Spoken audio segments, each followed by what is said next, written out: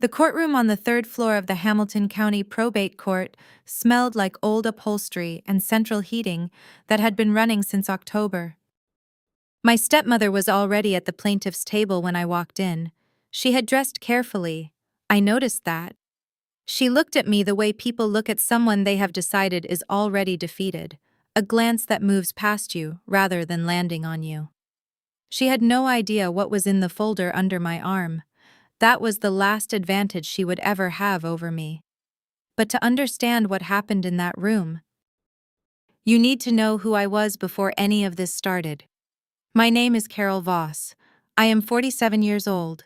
I am a retired United States Postal Service postmaster, most recently assigned to the distribution hub in Cincinnati, Ohio, where I managed a facility processing 400,000 pieces of mail per day, a budget of $6.2 million annually, and a staff of 91 people.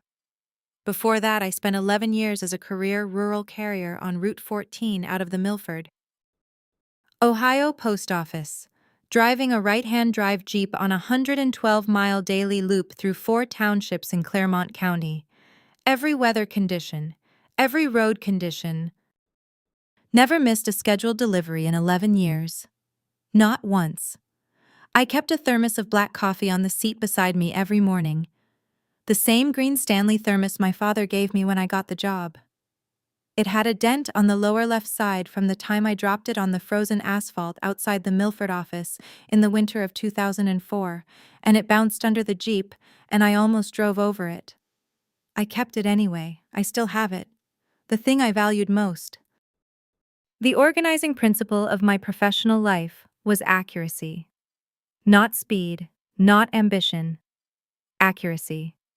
If a piece of mail was supposed to arrive on Tuesday, it arrived on Tuesday. If a budget line said 6.2 million, I spent 6.19 and documented the variance. My father understood that about me before I understood it about myself.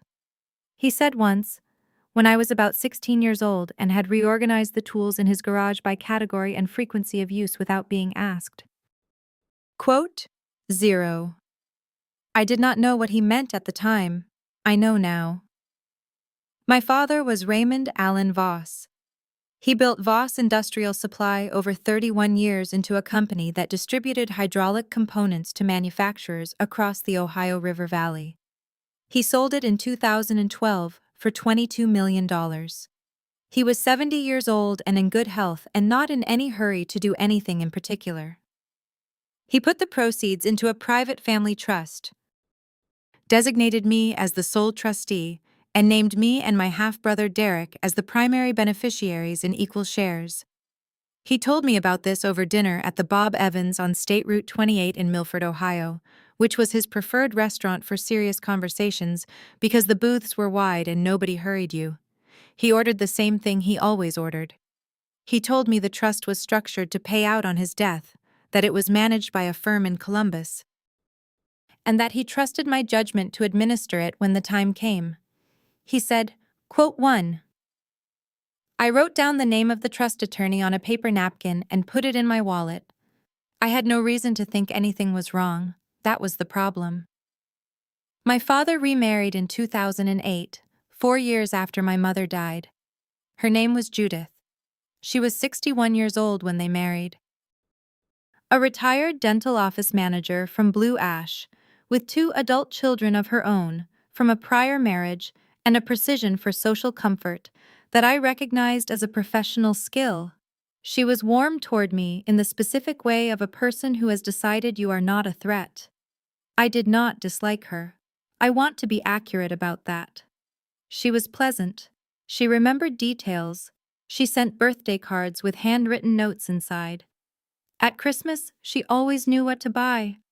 My half-brother Derek was 34 years old when my father sold the company.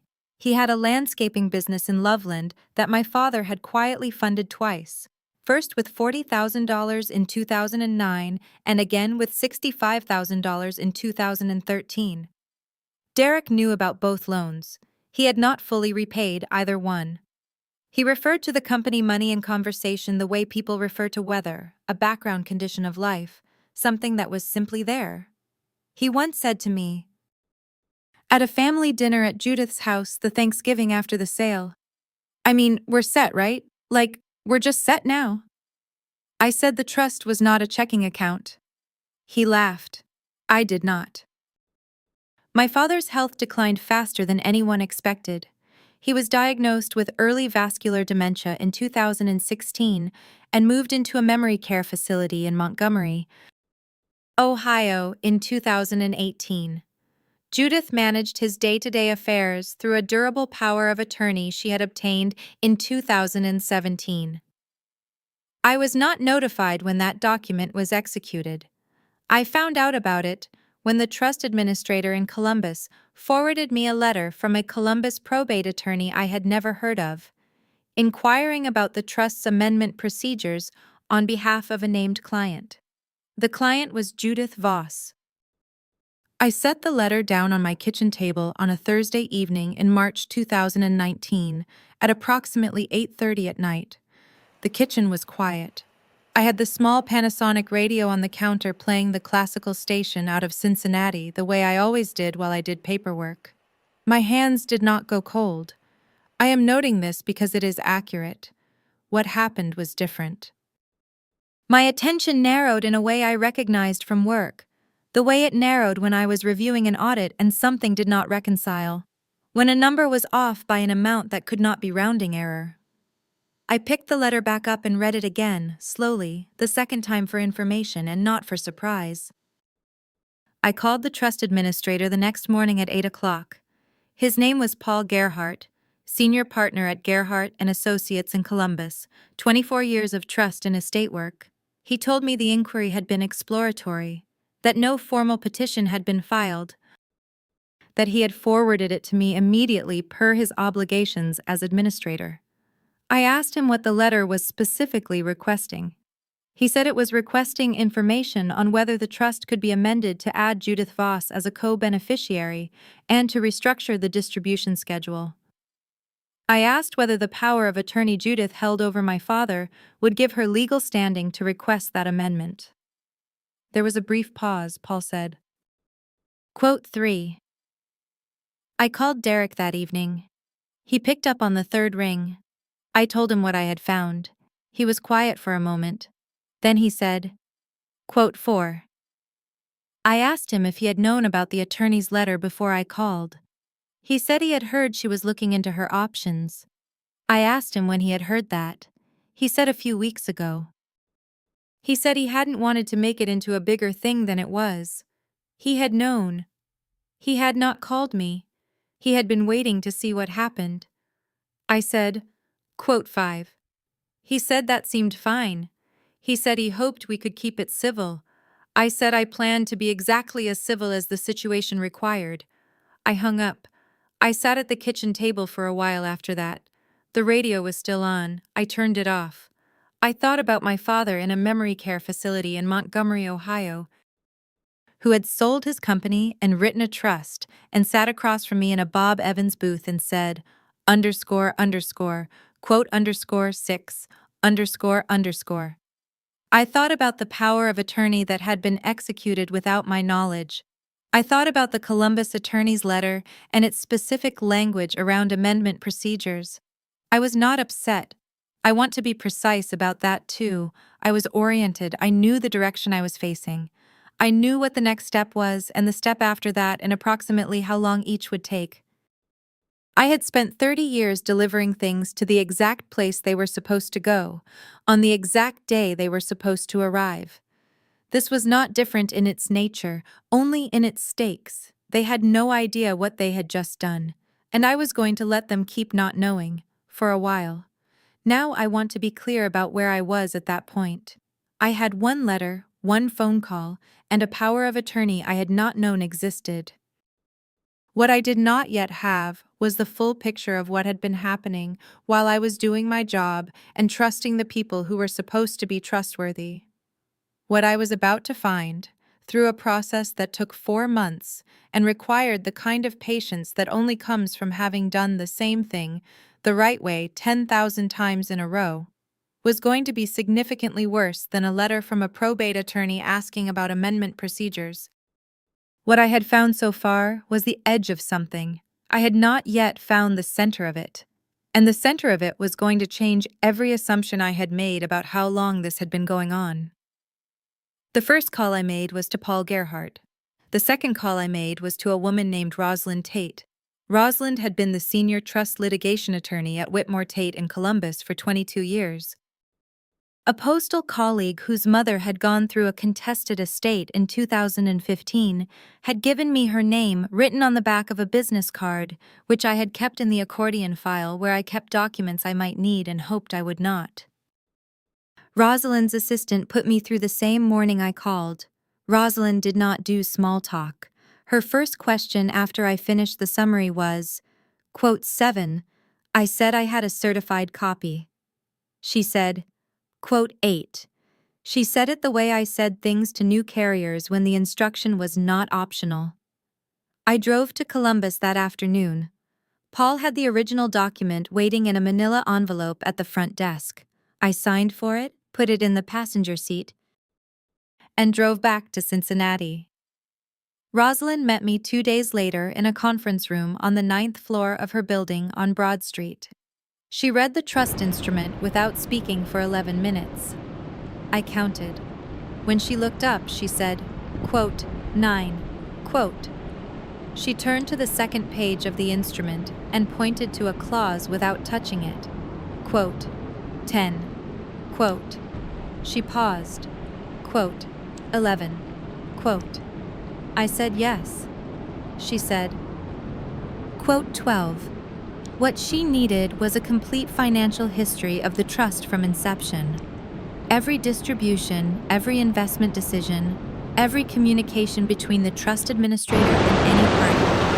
She needed the original power of attorney document, not a copy. She needed the retainer agreement between Judith and her Columbus attorney, and she needed to know whether any distributions from the trust had been made in the previous 24 months that had not been part of the standard schedule.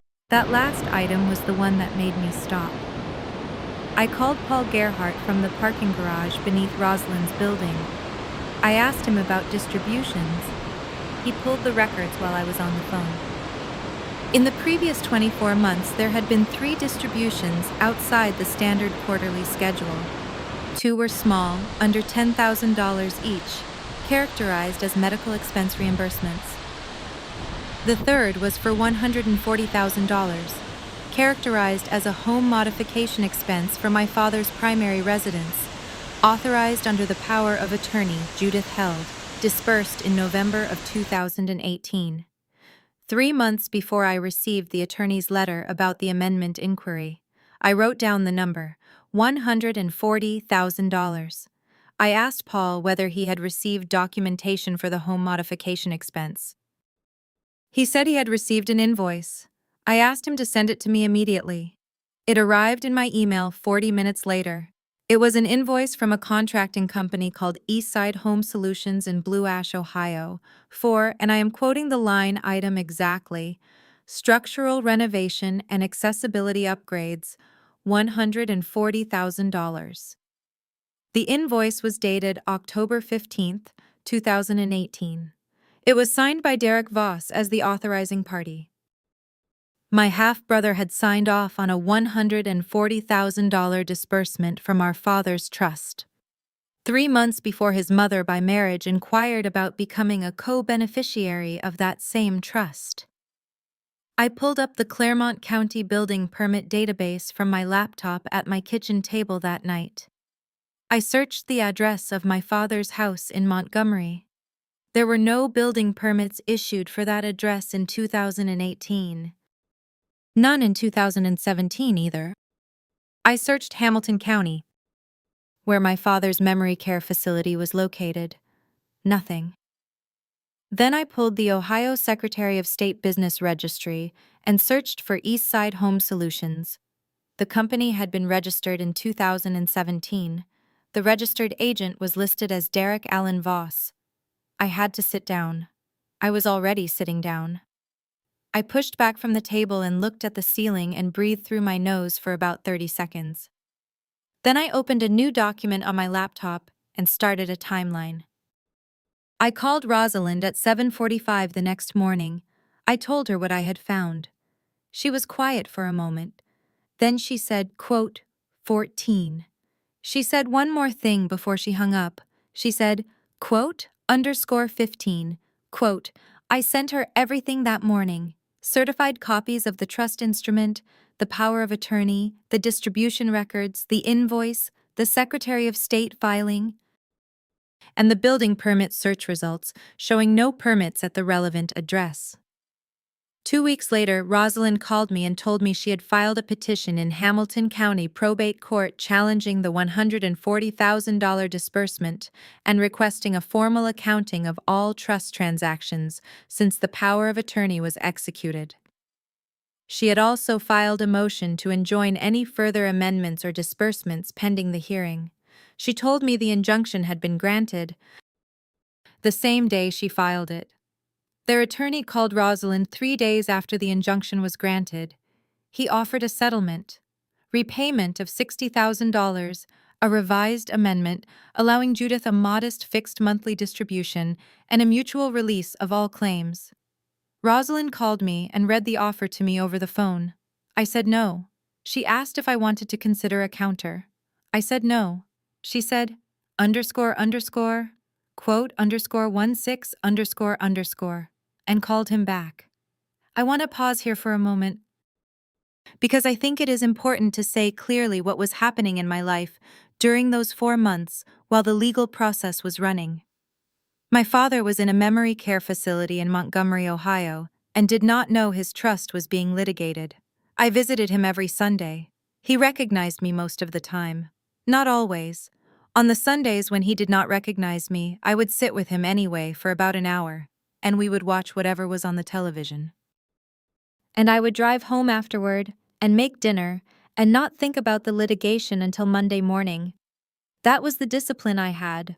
It was the same discipline that had gotten me through 11 years of rural carrier work in Ohio winters, and it was the same discipline that was going to get me through this. I had everything I needed. But I hadn't told them that yet. I want to tell you what I was holding at that point, because I think the full picture matters. I had the trust instrument showing the amendment was legally impossible under its own terms. I had the disbursement records showing $140,000 paid to a company owned by my half-brother. I had the permit records showing no construction was ever performed. I had the Secretary of State filing confirming Derek owned the company. I had Paul Gerhardt's sworn statement as trust administrator confirming the disbursement had been characterized as a legitimate expense when it was authorized. But here is what none of them knew. While Rosalind was preparing for the hearing, she had requested all communications between Judith and her attorney under the discovery process. Among those communications was a series of emails. The emails had been sent from Judith's personal account to her attorney between August and October of 2018, before the disbursement, before the amendment inquiry, before any of it. I need you to understand what those emails actually meant in context. In August of 2018, Judith wrote to her attorney asking whether there was a way to access trust funds for, and I am quoting the phrase her attorney highlighted when he produced the documents, family needs that fall outside the standard distribution schedule. Her attorney responded with a question about whether a power of attorney was in place. She confirmed it was. He outlined 2 approaches. The first was direct disbursement authorization using the power of attorney, characterized as a qualifying expense. The second was a formal amendment petition. He recommended starting with the disbursement approach to, and I am quoting again, establish a pattern of expanded use before pursuing structural changes. Establish a pattern of expanded use before pursuing structural changes. The $140,000 disbursement to Derek's company was not opportunism. It was step 1 of a documented 2-step strategy to position Judith as a permanent beneficiary of a $20 million trust. The amendment inquiry I received in March of 2019 was step 2. They had been planning this since August of 2018, 7 months before I knew anything was happening. Wait, it gets worse. Rosalind also found, in the same document production, a draft letter. It had never been sent. It was addressed to the Hamilton County Probate Court, and it was dated January 2019, 2 months before the amendment inquiry letter arrived at Paul Gerhardt's office. The draft letter represented to the court that I, as trustee, had been notified of and had verbally approved the November disbursement.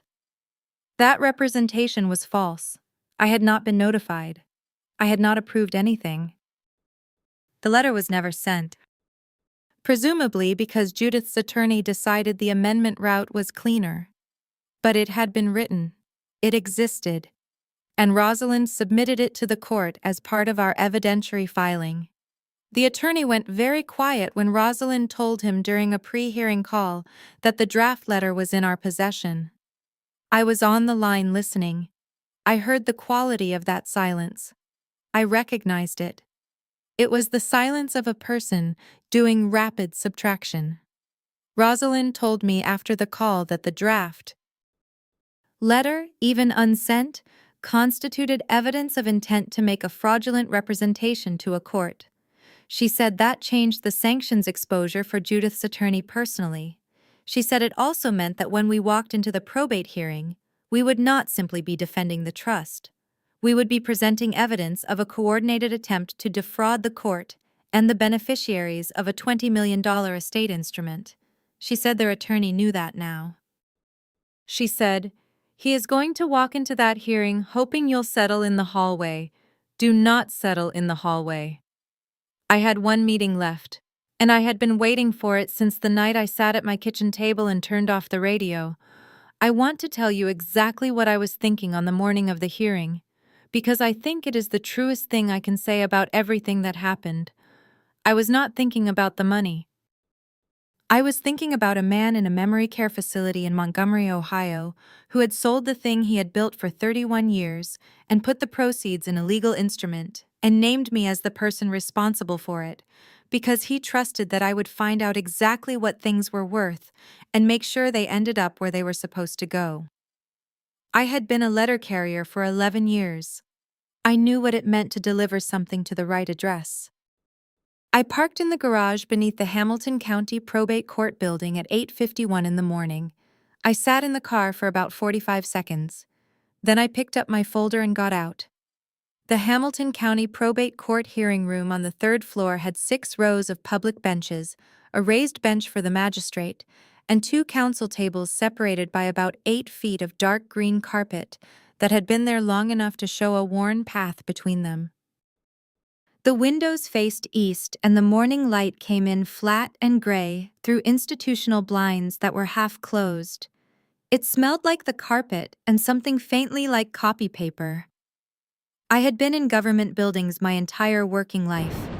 I was comfortable in this room in the way you are comfortable in any space that operates on procedure, where the rules are written down and apply to everyone equally. I wore the navy suit I wore for postmaster reviews and federal audits. Dark shoes. My federal service pin on the lapel, which I had worn to every significant professional event for 22 years, and which I was not going to stop wearing now. I had thought about this carefully. I was not making a costume. I was wearing what I wore when I was doing my job. Rosalind was already at our table when I came in. Judith and her attorney, whose name was Farrell, were at the plaintiff's table. Derek was seated in the first row of the public benches behind them. He looked at me when I walked in, and then looked at the table in front of Judith. He did not look at me again. Judith looked at me directly for about 2 seconds, and then turned to say something quietly to Farrell, who nodded without looking up from his papers. He had the ease of a man who expected this to resolve before lunch. The magistrate's name was Honorable Patricia Odom. She had been on the Hamilton County probate bench for 14 years. Rosalind had told me she was precise, that she read everything submitted to her before the hearing and not during it, and that she did not like having her time used to cover ground that should have been covered in the filings. Magistrate Odom entered at 9:02. Everyone stood. She sat, opened the file in front of her, and looked at it for a moment without speaking. Then she looked up and addressed Farrell. She said she had reviewed the petitioner's filings and the respondent's response. She said she had some preliminary questions before opening statements. She asked Farrell to confirm the basis on which Judith Voss held authority to authorize the November 2018 disbursement. Farrell confirmed it was the durable power of attorney executed in September 2017. Magistrate Odom asked whether the power of attorney had been reviewed for conflict of interest provisions prior to authorizing a disbursement to a company owned by a trust beneficiary. Farrell said the disbursement had been characterized as an expense reimbursement and had not triggered conflict review. Magistrate Odom wrote something on her notepad. She said, "We'll come back to that." Farrell gave his opening. He was measured and organized. He framed Judith as a caregiver who had managed my father's affairs with diligence and who had used the power of attorney appropriately to address legitimate household needs. He characterized our petition as an overreach by a trustee who had been largely absent from her father's daily life during his decline.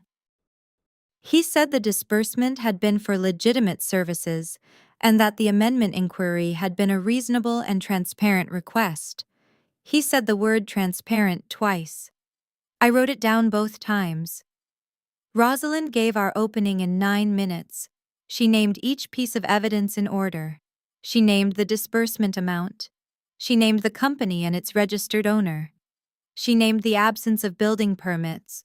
She named the email chain. She named the draft letter to the court. She did not use adjectives. She stated facts in the sequence they occurred and sat down. I watched Judith while Rosalind spoke. She was very still. Her hands were flat on the table in front of her. About halfway through the opening, her right hand moved to her left wrist, and she held it there, not checking the time, just holding it, the way a person holds something when they need something to hold. Rosalind submitted our evidence binder. Magistrate Odom's clerk distributed copies. I watched Farrell open his copy and turn to the tab containing the email chain. He read for about 90 seconds. Then he turned to the draft letter tab. He read that more slowly. He set the binder down and looked at the table surface for a moment. He did not turn to look at Judith. Magistrate Odom read the same tabs in the same order. She read the draft letter twice. Then she looked up at Farrell and said, quote, 21. The room was the specific quiet of a space where everyone is breathing carefully. Farrell said he would need a moment to confer with his client. Magistrate Odom said she would give him 5 minutes and left the bench. I sat at the table and looked at the evidence binder in front of me. I did not look at Judith. I did not look at Derek. I looked at the green cover of the binder, and I kept my hands still. When Magistrate Odom returned, Farrell said his client wished to withdraw the amendment petition and address the disbursement question through a separate accounting process. Magistrate Odom looked at him for a moment. Then she said she was not prepared to accept a withdrawal at this stage, given the nature of the evidence before the court. She said she was entering a formal finding that the November 2018 disbursement had been made under a material conflict of interest and was subject to full recovery. Said she was referring the draft letter to the Ohio State Bar for review of potential professional conduct issues. She said the trust injunction would remain in place pending a complete accounting of all transactions since September 2017.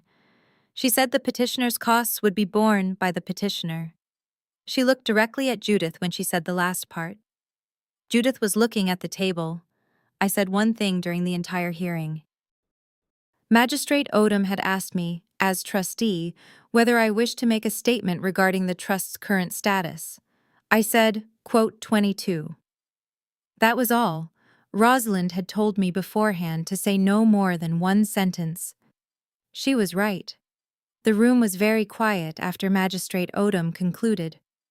Outside, through the half-closed blinds, the gray morning light had shifted slightly. Someone's phone buzzed somewhere behind me in the public benches and nobody moved. I went to the women's restroom at the end of the third-floor corridor before we left the building. I ran cold water over my wrists for 30 seconds. I looked at my reflection. I looked the same as I always looked. I dried my hands and straightened my lapel pin and went back out. In the parking garage, Rosalind stood next to me at my car. She said the referral to the Bar Association was not something she had asked for. She said Magistrate Odom had done that on her own, which was notable. She said the accounting process would take 3 to 4 months, and that I should expect full recovery of the $140,000 plus interest. She looked at me for a moment and then said, quote, _23_. I said I had been trying to get things to the right address for a long time. She smiled once, briefly, and walked to her own car. The accounting was completed 4 months later. $143,200 was recovered and returned to the trust. Farrell received a formal reprimand from the Ohio State Bar. Judith did not contest the recovery. She sold the house in Montgomery 6 months after the hearing and moved to Arizona, where her daughter from her first marriage lived. Derek's landscaping business in Loveland closed the following spring. I do not know the details of that, and I did not look into them. Derek called me once, about 3 weeks after the hearing. He said he had not known about the draft letter. He said he had believed the disbursement was legitimate, that he thought it was a way to help the family while being technically within the rules. He said he knew how it looked. There was a long pause after that. I said I understood that he had told himself a story that made it acceptable. He said that was fair. I said it probably was not the last story like that he would tell himself. He said he supposed not. We stayed on the phone for another moment, without anything useful left to say. Then we said goodbye. He has not called since, and I have not called him. That is not a decision I made in anger. It is just where things are. My father died in February, 14 months after the hearing. He had not known any of it was happening. I am glad about that. At the end, he recognized me most of the time when I came on Sundays, and on the days he did not recognize me, he was still glad to have company, and I was still glad to be there. That was enough. It was more than enough. There is one more thing I haven't told you yet. My father's trust paid out according to its original terms after his death. My half of the net assets, after fees and the recovered disbursement and 2 years of litigation costs, was just over $9 million. I have not changed my life in any dramatic way. I still live in the same house in Milford. I made 2 decisions. I funded a small scholarship at the Milford Post Office in my father's name for carriers or clerks pursuing continuing education, which pays for 2 people per year.